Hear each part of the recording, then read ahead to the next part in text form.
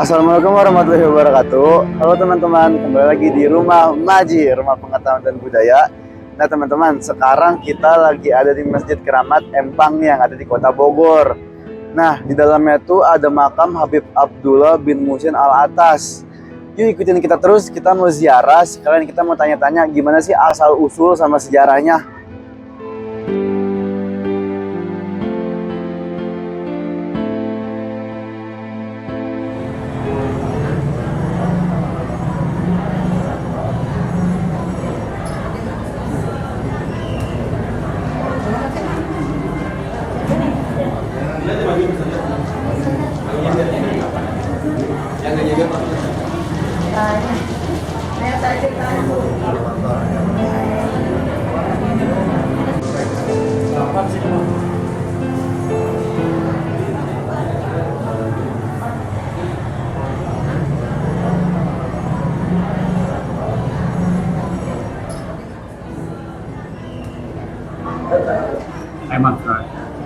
Habib, mohon maaf nih kalau boleh tahu nama lengkap Habib Habib siapa dan keturunan keberapa dari Habib Abdullah ya, Habib?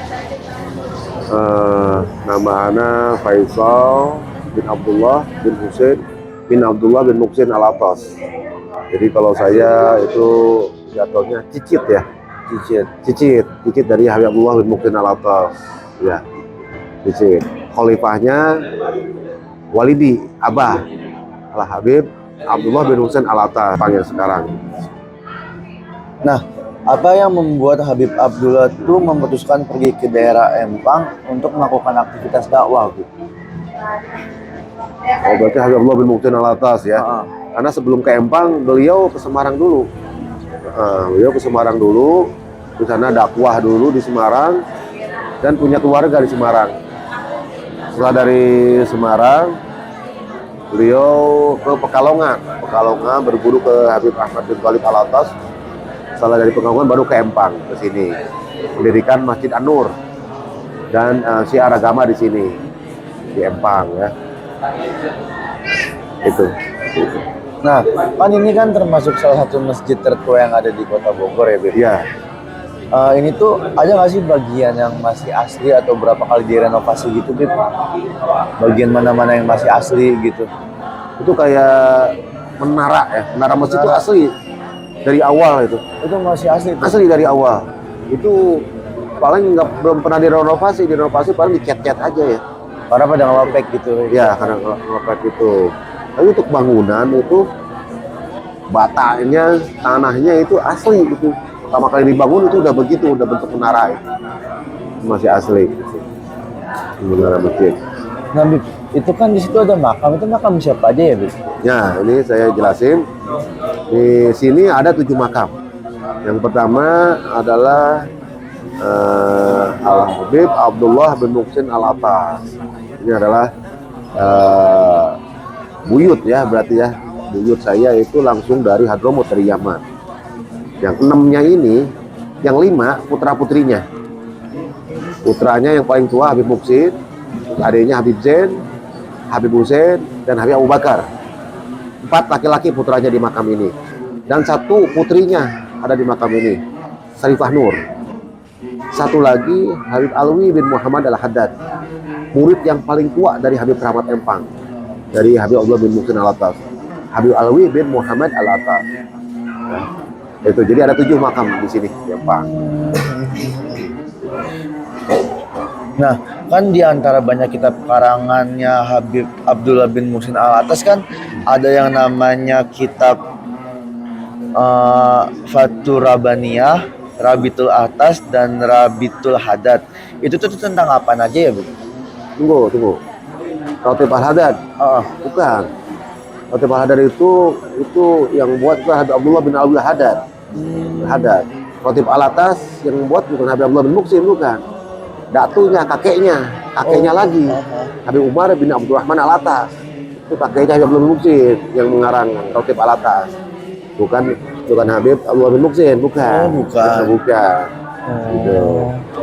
Nah, ini salah satu, ada beberapa salawat yang sering didawamkan ataupun oleh Habib Abdullah bin Muhsin, ada salawat Nabi yang gitu.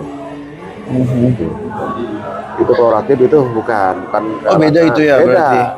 Ratib Al-Haddad ya pengarangnya Habib Abdullah bin Alwi Al-Haddad. Kalau untuk ratib Al-Atas Al Habib Umar bin Abdurrahman Al-Atas, Sohibul Ratib Al-Atas. Nah, kan katanya Habib Abdullah bin Muhsin Al-Atas itu pernah dipenjara sama ini Belanda ya, Bib, ya. Betul. Terus ada karomah-karomahnya itu, bisa diceritain nggak tuh karomahnya tuh kayak gimana tuh, Bib? Ya. Nah, jadi pada saat beliau masih hidup, Abdullah bin Muhsin Al-Atas, ini kondisinya hampir sama kayak begini.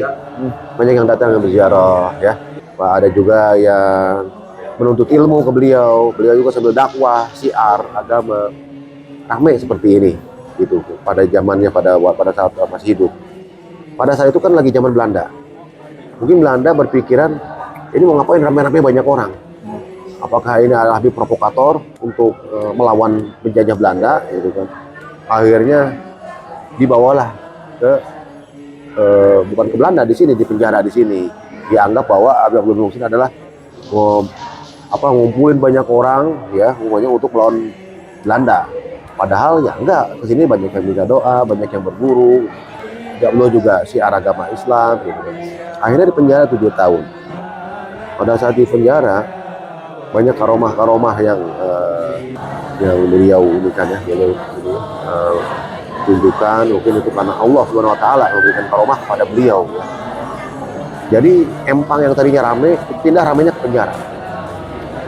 Banyak yang berkunjung ke sana, banyak yang minta doanya, banyak juga yang berguru, menuntut ilmu ke beliau, banyak. Jadi penjara penuh.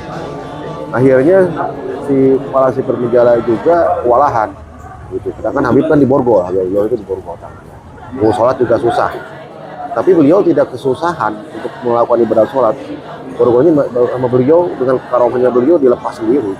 Gitu. Untuk wudhu juga beliau tinggal inikan tembok keluar air untuk wudhu. Nah, pada suatu saat kepala sipir penjara ini dalam manakibnya ya, yang sering dibacakan di Maulid. Kita setiap tahun Maulid, manakib beliau dibacain di sini. Itu salah satunya di penjara. Kepala sipir penjara itu sakit keras, yang nggak sembuh, satu keluarga sakit. Karena kepala sipir penjara ngelihat banyak yang datang ke Habib Abdullah di penjara, banyak yang berdoa, banyak yang berburu itu. Akhirnya mencoba untuk ke Habib Abdullah, ini saya sakit semua keluarga, Habib gimana? Yang saya lihat katanya Habib bisa menyembuhin orang, bisa menyembuhin ini, bisa sembuh, atau yang sakit-sakit. Ibaratnya minta tolong juga supaya disembuhin katanya. Habib Abdullah bin Muhsin Al-Atas berdoa kepada Allah pada saat itu. Berdoa, tapi Habib Abdullah bin Muhsin minta borgol yang ada di tangan dia sebagai kakinya tolong dipasangin ke kepala sipir penjara. Akhirnya dipindahin lah borgol itu ke kepala sipir yang sakit itu. Habib Abdullah bin Muhsin berdoa kepada Allah SWT. Alhamdulillah doa Habib Abdullah bin Muhsin diijabah sama Allah. Akhirnya sembuh gitu kepala sipir penjara di situ beserta keluarganya. Setelah sembuh, kepala sipir penjara itu meminta Habib Abdullah untuk pulang ke sini. Udah nggak usah di sini 7 tahun, nggak usah. Udah satu di sini juga penuh, jadi banyak orang. Yang saya lihat juga ternyata Habib Abdullah tidak provokator, tidak apa, hanya dakwah Islam, dan juga banyak yang mengirimkan gua memberikan mungkin ya banyak yang minta disembuhin juga ya, ngobatin juga orang gitu kan. Tapi Habib Abdullah Muhsin nggak mau, dia pengen sesuai hukuman 7 tahun, udah pengen 7 tahun di sana. Ya udah akhirnya kepala sipir penjara bisa berbuat apa-apa sampai 7 tahun di sana. Setelah saya baru pulang lagi ke sini, ke rumah ini. Itu ceritanya. Itu karomahnya beliau gitu.